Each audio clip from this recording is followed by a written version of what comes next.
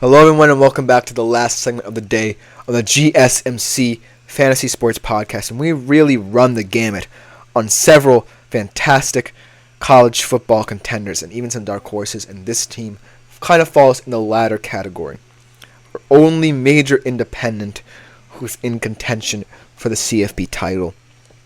In their third year in the Marcus Freeman regime, can they really solidify themselves as a team to be reckoned with a quarterback who certainly is one of the more experienced ones in college football, but has had injuries beset him in recent memory? And we are talking about the Notre Dame Fighting Irish. Notre Dame is always an interesting team, not just because they're independent, but they really have to find a way to pick a schedule that really speaks to many different ways they can beat different teams. When I look at the schedule for Notre Dame, it certainly does not feel like a schedule meant to wow kind of the CFP voters. It's not meant to wow. It's meant for them to kind of look good and be an appealing option should they go undefeated with this schedule. And so, let's talk about why Notre Dame really has not really revitalized themselves after the Brian Kelly era, because they've had good moments under Marcus Freeman, but continuity might be the reason why they are so disparate in terms of teams like Georgia and Ohio State. There was a reason that there's a chasm between these teams right now. They're only projected to win 8.2 games this year. And like I said, their schedule has some tough games on it, I'll admit. But it's really not pretty. Let's look at their roster, though.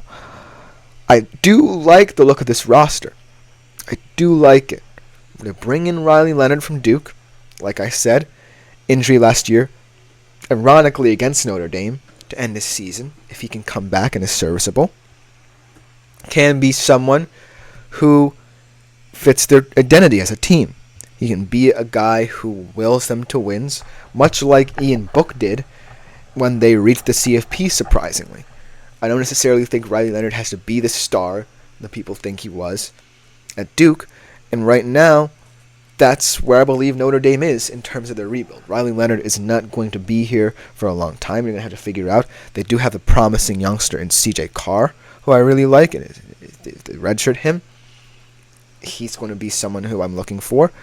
But when I look at this team, I really think their depth lies in the wide receiver room, because they don't really have a wide receiver one.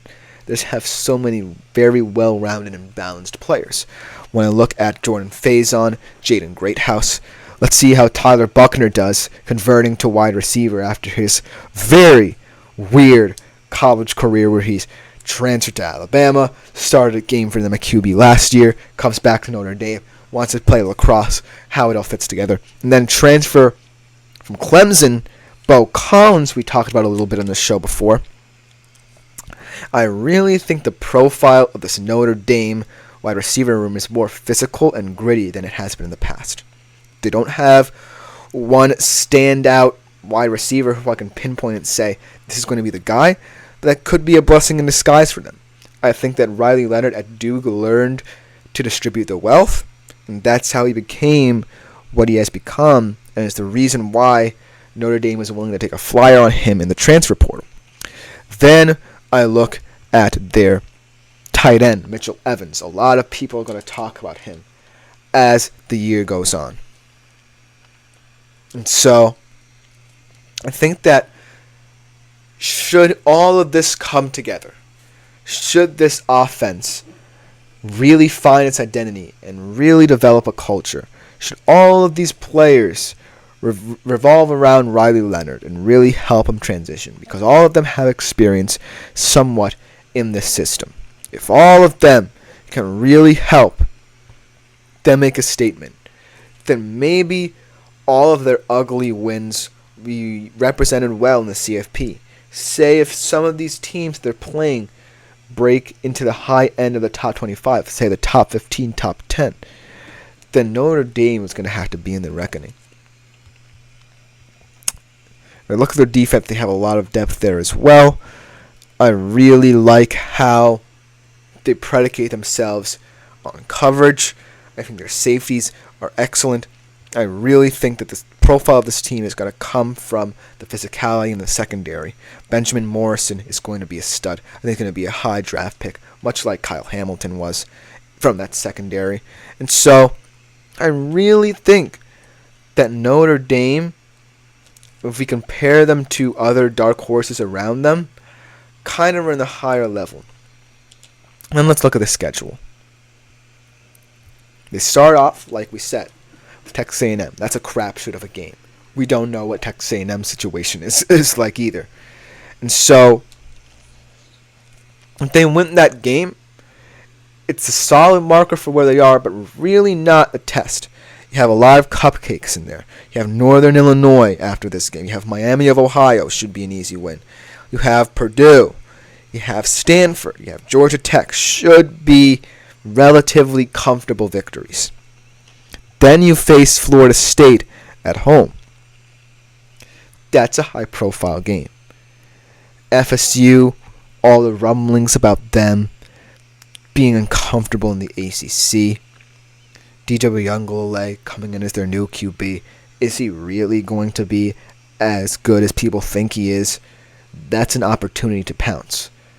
That's an opportunity to, should Florida State actually profile as a team that's in the top 25 or there or thereabouts, this is a good game to truly kind of prove yourself to the committee that as an independent, you can still play against these high-end opposition and kind of shock the world.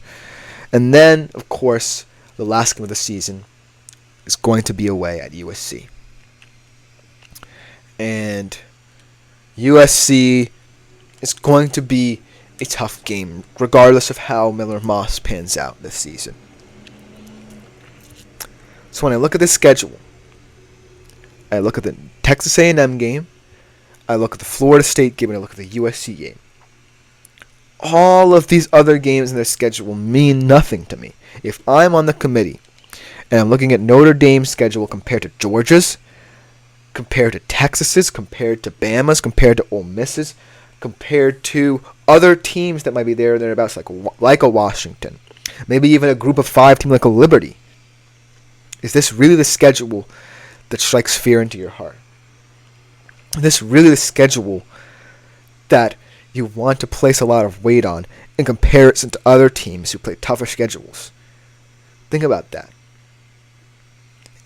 You don't necessarily have the division, the conference to lean back on either. You don't have saying, oh, well, I played all my conference opponents. We played them tough. We had a couple bad losses in there. We only have 2 losses in the season. No. You only have those 3 games against, let's be real with you, 20 to 25. All right, I see Florida State, Texas A&M, and USC in the top 25. They're not top 15, top 10 teams right now. That's the problem. And when you look internally, Riley Leonard is certainly a guy that's going to have to be monitored throughout the entire season. Because I still think this thigh injury, or whatever injury beset him on that fateful day against Notre Dame, is going to impact him throughout the entirety of the season. It's not going to be an easy road for him either. Because as much as I like this Notre Dame wide receiver room, I certainly feel like its youth and inexperience is going to catch up to it eventually. And if Riley Leonard isn't comfortable playing in this setup, then this whole thing could collapse right away. So I think it's going to be highly important to start off with a win against Texas A&M. On the road, it's going to be tough. Kyle Field's going to be rocking. There's a lot of hope surrounding this Texas A&M team, even though they don't necessarily have the players. There's a lot of hope and optimism now around Texas A&M. And I feel like if Notre Dame comes out stagnant in that game, there's really no return. In fact, if you start off 0-1, I think that's your season done as a committee member. Because there's no way blowing out Northern Illinois or Louisville is going to sway me. You have to beat the top contenders on your schedule at the end of the day if you're an independent, for me to even warrant discussing you. And that's the problem with Notre Dame. The schedule, unlike years in the recent past where you had impressive wins, the game where Ian Book really rallied that team against Clemson, you don't have those games anymore. You don't necessarily have the teams anymore who want to play you for as long as you're an independent. So you have to find ways to make wins where you're facing that level of competition really matter. You really have to find a way to blow out at least one team on the schedule in a way that might matter. Because Georgia is not playing any cupcakes this year. Texas is not playing any cupcakes this year. You see what I'm saying? At the end of the day, you have to sway me. You have to at least go undefeated to be respected as an independent. And Notre Dame, I don't necessarily think they can. That will just about do it for this show. Hope you guys enjoyed it. It's a fascinating show. I really liked it a lot, looking at all these different teams. Be sure to like, follow, and subscribe to the GSMC Fantasy Sports Podcast and the GMC Sports Network as a whole. Consider leaving a tip or donation at the link gsmc.cloud. It is greatly appreciated by all involved. That will just about do it for this show. I've been Christopher Shepard. Thank you guys yet again for tuning in. We'll be back tomorrow for our Hump Day edition of the GSMC Fantasy Sports Podcast.